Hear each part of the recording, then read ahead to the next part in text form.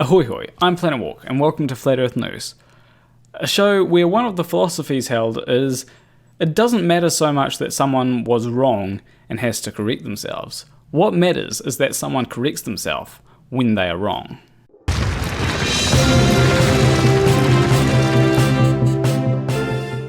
So yes, in my last video I actually got some stuff wrong, so I'm going to correct it in this video. So that's starting with SciManDan's doxing. The person who actually doxed SciManDan wasn't a flat earther. Now I had assumed that this person was a flat earther because of the people that he doxed. You see, he didn't just dox SciManDan, he doxed other anti-flat earthers as well. Now I'm still not going to mention this person's name because I do not want to give him attention.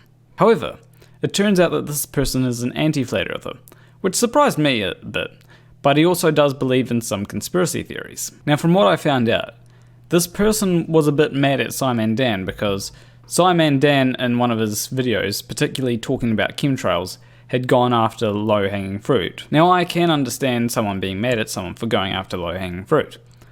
And it really depends on what you mean by low-hanging fruit. Some people would say that I go after low-hanging fruit on my channel, particularly when it comes to flat earthers. But I don't think that someone going after low-hanging fruit is a reason to dox them. Now as I mentioned in my previous video, SciManDan wasn't the only person who got doxed. There are a couple of other people that got doxed by this person, and I believe that there are a few people that got doxed by other people. These other people, I don't know who they were, but they could be flat earthers, they might not be flat earthers. If there's anything I've learned, you gotta take a few things with a grain of salt. Anyway, next correction.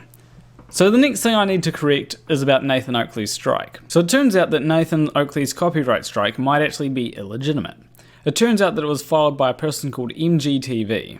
Now the reason why this strike is illegitimate is because Nathan didn't actually use any of this person's content. However, there are people that Nathan has stolen content from before, namely Tim Osmond and a channel called DKG Custom. Now whilst Tim Osmond did file a copyright strike against Nathan Oakley, that was 7 months ago and Nathan Oakley did repeal the copyright strike. However, I do think that Nathan Oakley still deserves a community guideline strike for what he said to Tim Osmond. However, his channels do have what appears to be an illegitimate copyright strike on them, so I can have a bit of sympathy for him for that. Now one thing that people may have been confused about, so I'm going to clear up in this video, is that Nathan Oakley and Team Skeptic both have copyright strikes. Neither of them have community guideline strikes. The only reason why I brought up community guideline strikes in my previous video is because I felt that Nathan Oakley deserved a community guideline strike. Alright, update time! So I think Daniel Pratt is starting to lose the plot a bit. He's been posting heaps and heaps of videos with all this drama between him and Team Skeptic going on. In the past 3 or 4 days, he has posted about 30 videos. I'm not making this up, he has posted 30 videos. At this point I think that Daniel Pratt should just take a break. You know, get some fresh air. Plan a walk to your local park or through the city or whatever you do. Just take a break from YouTube, take a break from all the comments. Obsessing over a situation like you're doing is not healthy. I'm actually concerned for your health. However, there is another solution to this.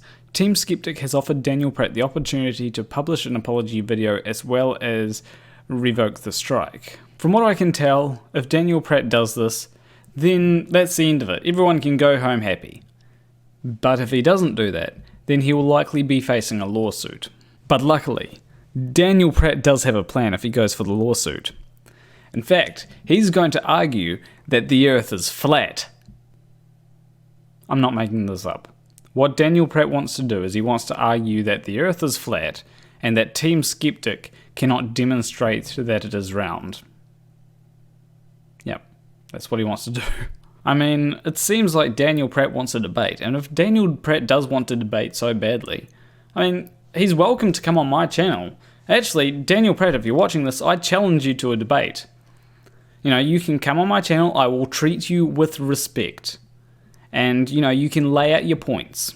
If you can prove the Earth is flat in a debate against me, then that might actually hold up in a court of law. However, I still don't recommend using that as your argument. After all, it would be a lawsuit about fair use, not the shape of the Earth. So if we can get Daniel Pratt to watch this video, then we might be able to get some dialogue going. Although, don't harass him about it. Be kind, be polite. But that being said, there have been some allegations against Daniel Pratt and his Flat Earth food drive. From what I've heard, there are people that have found it suspicious, so they've gone ahead and reported it to IRS.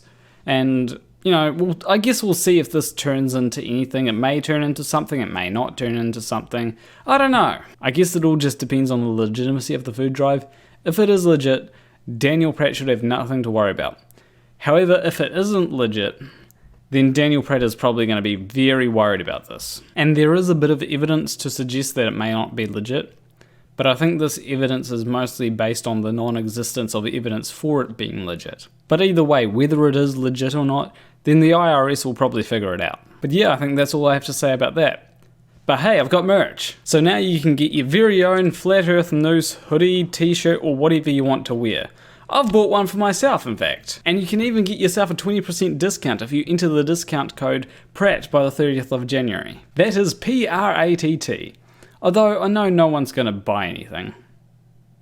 So there's really no harm in me having a discount code. And in the off chance that someone does buy something, then you're awesome. But do you want to know who else is awesome? My $20 Patron. What, Jesus? But anyway, leave a like and subscribe if you like that video.